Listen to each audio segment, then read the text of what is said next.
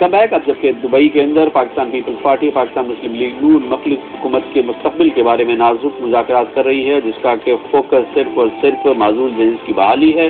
اس وقت Pakistan Peoples party کے شریف chairperson Asif Ali Zardari نے پہلی بار نام لے کے معزول چیف جسٹس افتخار محمد چودھری پر تنقید کی ہے. اس سے پہلے آصف علی زرداری صاحب کی تنقید افتخار محمد چودھری کے لیے نجی محفلوں اور نجی ملاقاتوں تک محدود تھی. پہلی بار انہوں نے میڈیا سے بات کی ہے اور براہ راست نام لیا ہے افتخار چودھری صاحب کا اور ان پر تنقید کی ہے. انہوں نے ان کی تنقید ہوئی ہے بی بی سی سے ایک انٹرویو میں جو کہ ساری دنیا میں نشر ہوا ہے. یہ انٹرویو انگریزی میں لیا گیا تھا. ہم اس کے اقتباسات آپ کو سناتے ہیں. Everybody knows that it's a political movement. All of them have played politics. Mr. Iftikhar Chaudhry had played politics before and he's playing politics even now. And we are going to restore the judiciary as is where it is. I'm not interested in only restoring the judges. I am interested in restoring judiciary, the rule of law, the majesty of law, so that no other Asif Zardari stays in prison under trial for 8 years. And Mr. Iftikhar Chaudhry does not say, I have not read the case, so I can hear the case. That was my last case. What was the case? A BMW car, less duty has been paid. The law of the land is, if duty is unpaid, you're in a car which is, you take the car, you don't take the man. In that case, I was languishing in prison for 2 years, and I went to Chaudhry Iftikhar 5 times. So we do not allow the judiciary again to do that. Asif Ali Zardari صاحب اپنے اس interview میں کہہ رہے تھے کہ ہاں یہ تحریک جو ہے یہ سیاسی تحریک ہے.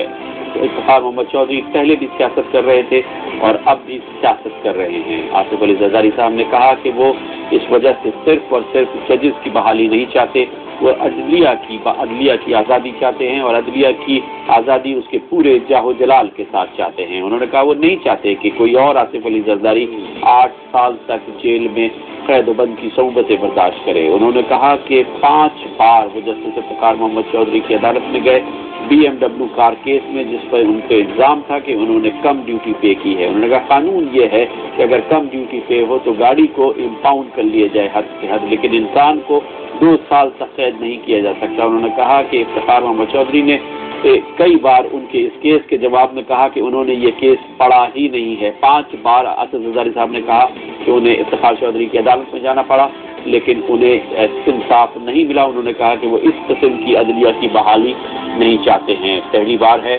آصف علی زرداری صاحب نے جسٹس افتخار محمد چودھری کے خلاف براہ راست الزامات لگائے ہیں اور باقاعدہ اس کے لیے ایک میڈیا انٹرویو کا انتخاب کیا ہے.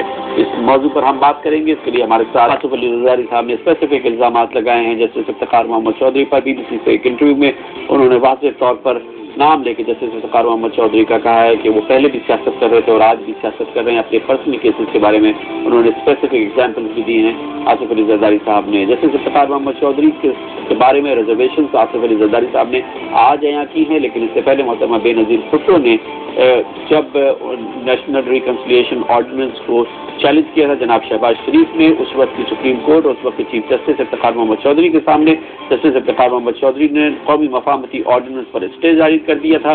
انہوں نے اپنی آبزرویشن میں کہا تھا کہ یہ غیر قانونی آرڈیننس ہے، اس کو فوری طور پر روک دینا چاہیے. کڑے الفاظ میں انہوں نے اپنی آبزرویشن دی تھی جسٹس افتخار محمد چودھری نے.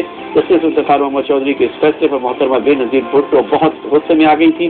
دبئی میں انہوں نے اس فیصلے پر اور اپنی آبزرویشنز کا اور اپنے ریمارکس دیتے ہوئے محترمہ بے نظیر بھٹو نے کہا تھا Did the Supreme Court intervene when a convicted person, a sentenced convicted person who was Prime Minister of Pakistan from Punjab, was released and sent to Saudi Arabia with 40 suitcases? Did the Supreme Court of Pakistan intervene when Abdul Qadir Khan came on television and said that I have sold Pakistan's nuclear secrets and nuclear technology to a range of countries? I have endangered Pakistan's nuclear secrets. Did the Supreme Court intervene when he was granted amnesty for selling weapons of mass destruction? I don't believe that the Supreme Court is going to intervene now when it did not intervene for convicted people. for self-confessing accused. Why should the Supreme Court intervene when for 11.5 years a lady has fought in every city in Pakistan and across every continent in the country to prove her innocence and has not been sentenced just because she happens to be from Sindh? Do you think they're going to be double standards? That Zulfikar Ali Bhutto should be hanged because he's from Sindh?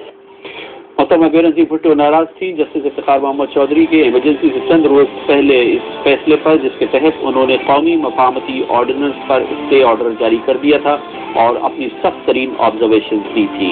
یہی stay order vacate کیا justice Abdul Hamid jogger نے موجودہ chief justice of Pakistan نے، جس کے بعد قومی مفاہمتی آرڈیننس پوری آب و تاب سے چمکا اور اس کے فوائد پاکستان پیپلز پارٹی کی قیادت جناب آصف علی زرداری اور متحدہ قومی موومنٹ کی قیادت اور دوسرے سیاسی رہنماؤں اور کارکنان کو براہ راست ہوئے. دیکھنا یہ ہے کہ اگر جیسا کہ وکلا تحریک کہہ رہی ہے، وکلا تحریک کے رہنما کہہ رہے ہیں، اگر موجودہ سپریم کورٹ غیر قانونی ہے، اس کے فیصلے غیر قانونی ہیں، تو کیا وکلا یہ کہہ رہے ہیں، وکلا تحریک کا یہ کہنا ہے کہ سپریم کورٹ آف پاکستان نے NRO کے خلاف جو اسٹے ویکیٹ کیا موجودہ سپریم کورٹ آف پاکستان نے وہ بھی غیر قانونی تھا، اور اگر وہ غیر قانونی تھا تو اس کے جو فوائد پاکستان پیپلز پارٹی کی قیادت جناب آصف علی زرداری اور دوسری سیاسی جماعتوں کے کارکنوں اور قائدین کو حاصل ہوئے، کیا وہ بھی غیر قانونی تھے؟ اور کیا اس کا مطلب یہ ہے کہ بیک ٹو اسکوائر ون، یعنی کہ تمام کے تمام کیسز جو آصف علی زرداری صاحب کے خلاف تھے وہ دوبارہ زندہ ہو جائیں گے اور جو کیسز ختم کیے گئے یہ غیر قانونی ہو جائے گا؟ یہ وہ اہم گتھی ہے جس کو سلجھانے کی کوشش اس وقت